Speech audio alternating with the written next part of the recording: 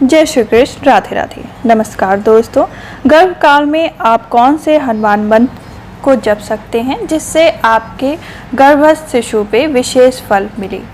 अगर आप गर्भकाल में हैं तो आप हनुमान मंत्र कौन से जपें, इसका कौन सा विशेष लाभ आपको मिलेगा, अर्थ सहित यहाँ पे आज बताया जाएगा। अगर आप हमारे चैनल पे न्यू हैं तो चैनल को सब्सक्राइब कर लीजिएगा, बेल आइकन को प्रेस कर लीजिएगा। दोस्तों, हिंदू धर्म में पूजे जाने वाले संकट मोचन हनुमान भगवान सबसे लोकप्रिय और समर्पित देवताओं में से एक हैं। भगवान हनुमान को भगवान राम के भक्त के रूप में और उनके साहस तथा दयालु स्वभाव के लिए भी पूजा जाता है। भगवान हनुमान भगवान राम की सेनाओं के प्रमुख थे। इस प्रकार भगवान राम के जीवन और महाकाव्यों में उनका विशेष महत्व है। उनकी निर्भयता और पराक्रम ने लोगों को यह विश्वास भी दिलाया कि भगवान हनुमान की पूजा करने से जातक को जीवन में सभी प्रकार की समस्याओं से लड़ने की शक्ति मिलती है। यदि आप गर्भावस्था में हनुमान मंत्र के बीज मंत्र को जपते हैं तो आपके शिशु को विशेष बल और पराक्रम हनुमान जी की तरफ से मिलेगा। पूरे इतिहास में भगवान हनुमान जी की कई नाम प्रदान किए गए। ज्योतिषों के अनुसार हनुमान जी अंजनी पुत्र, बजरंग बली, हनुमान, महावीर, मारुति, पवन पुत्र आदि नामों से जाने जाते हैं। हनुमान जी को वानर भगवान भी कहा जाता है। वह वायु व पवन देवता के पुत्र हैं। हनुमान की माता अंजनी है, ऐसा सभी को पता होगा। इतिहास में न केवल रावण के साथ उनकी बातचीत और लंका को जलाना प्रसिद्ध है, बल्कि हनुमान जी ने जब भगवान शनि को रावण के प्रकोप से बचाया था तब उनके बीच हुई बातचीत के लिए भी जाना जाता है। आइए उसके बारे में जानते हैं। कहानी यह है कि रावण ने शनि को पिंजड़े में कैद कर रखा था। जब भगवान हनुमान लंका में सीता से मिलने आए तो उन्होंने शनि को काले कपड़े से ढके एक पिंजड़े के अंदर रोते हुए सुना। ऐसी मान्यता है कि शनि की आंखों में सीधे देखने से दुर्भाग्य आता है, इसलिए पिंजड़े को काले कपड़े से ढक दिया गया। इसके बावजूद भगवान हनुमान ने भगवान शनि को बचाने का फैसला किया।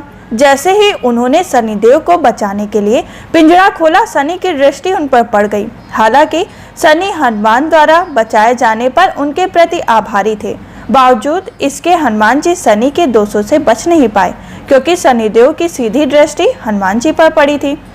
भगवान हनुमान ने शनिदेव को अपने सिर पर विराजमान होने दिया। हालांकि हनुमान जी निरंतर अपने शत्रुओं के साथ युद्ध करते थे, अपने सिर की मदद से दुश्मनों को कुचल देते थे, फिर बड़े बड़े पत्थरों को सिर पर उठाते थे। हनुमान जी के इस तरह के क्रियाकलाप से शनिदेव को काफी परेशानी का सामना करना पड़ा। अंततः शनिदेव इससे विरक्त हो गए, जिससे उन्होंने हनुमान जी का सिर छोड़ने का निर्णय किया। इस तरह भगवान शनि के 7.5 समाप्त हो गई।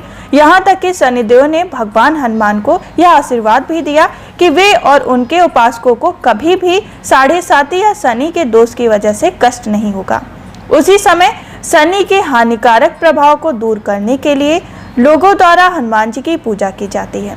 हनुमान जी की उपासना करने का एक माध्यम हनुमान मंत्र है। तो दोस्तों, इस हनुमान मंत्र से आपको कैसे सहायता मिलेगी और ये बीज मंत्र क्या है, इसके अर्थ क्या है, इसके बारे में हम आपको जानकारी देते हैं। आइए, मंत्र जप ध्यान केंद्रित करने में मदद करता है। ऐसी स्थिति में अगर आपका ध्यान केंद्रित नहीं है तो आपके दिमाग में बेकार के ख्याल आ सकते हैं, आपका मन भटक सकता है, बेचैनी हो सकती है, घबराहट हो सकती है। इसके लिए हमारे पुराणों और शास्त्रों में कहा गया है कि अगर आप जितने ज़्यादा से ज़्यादा सत्संग करते हैं, वेद पुराण पढ़ते हैं, उतना ही आपका मन इधर उधर नहीं भटकेगा और आपके गर्भ में जो शिशु पल रहा है उसको भी विशेष गुण प्राप्त होगा।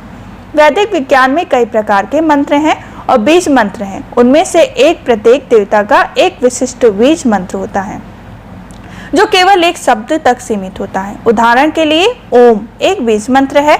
उस मंत्र के अतिरिक्त शक्ति प्रदान करने के लिए इन शब्दों या बीज मंत्रों को अन्य मंत्रों के साथ जोड़ा जाता है। यदि आप पूरी निष्ठा के साथ एकाग्र होने में सक्षम हैं तो बीज मंत्र आपकी समस्याओं का समाधान करने का सबसे शक्तिशाली स्रोत है। आइए अब हम हनुमान जी के बीज मंत्र का उच्चारण करते हैं। ओम ऐं ह्रीं हनुमते नमः, श्री राम दूताय नमः। इसका अर्थ, मैं भगवान हनुमान जो कि भगवान श्री राम के सबसे बड़े सेवादार और दूत हैं, उनको नमन करता हूँ। हनुमान मंत्र का जप भगवान को प्रसन्न कर सबसे अच्छा और प्रभावशाली तरीका है। हनुमान बीज मंत्र का जप करने से आपकी एकाग्र शक्ति बढ़ती है और सकारात्मक ऊर्जा भी बढ़ती है। यह शनि के 7.5 के हानिकारक प्रभाव से लड़ने में भी मदद करता है।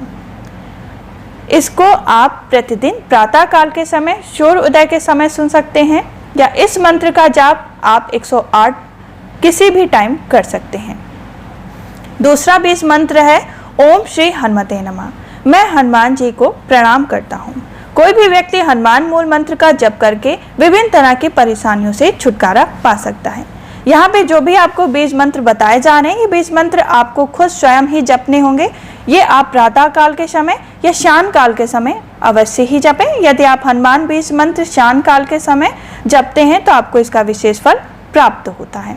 उसके बाद आपका दूसरा मंत्र है ओम श्री वज्रदेहाय राम भक्ताय वायुपुत्राय नमः स्तुते। मैं वज्र से बने शरीर वाले भगवान हनुमान को नमन करती हूँ, जो भगवान राम के भक्त और वायु के पुत्र हैं।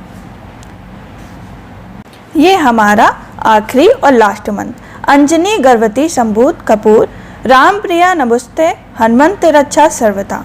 मैं हनुमान की शरण लेती हूँ, जो माता अंजनी के गर्भ से उत्पन्न हुए थे और जो सुग्रीव के राजा के सबसे उत्कृष्ट मंत्री थे, जो श्री राम को अत्यंत प्रिय हैं। मैं आपको नमन करती हूँ।